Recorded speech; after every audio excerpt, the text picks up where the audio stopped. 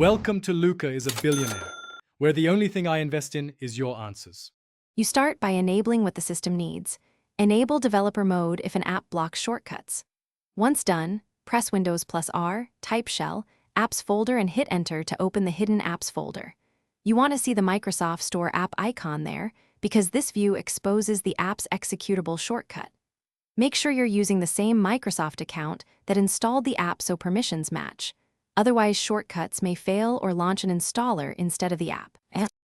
Now create the desktop shortcut. You can drag the app icon from the apps folder directly to the desktop. That action generates a working shortcut. If dragging is blocked, right-click the app, choose Create Shortcut, and accept creating it on the desktop. Once the shortcut exists, right-click Right Arrow Properties to rename it and change the icon so you recognize it quickly. This gives you a standard desktop entry that launches the Store app without reopening the Store UI. Useful for speed and workflows. Finish by pinning the new desktop shortcut to the taskbar or Start for one-click access. If the shortcut fails to launch, open PowerShell and run getapps package to verify the app exists and note its package full name.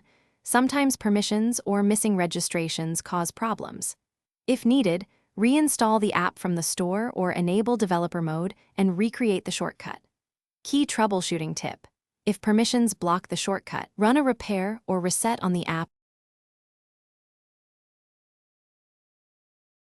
Thanks for watching and please subscribe. It's the best investment you'll ever make.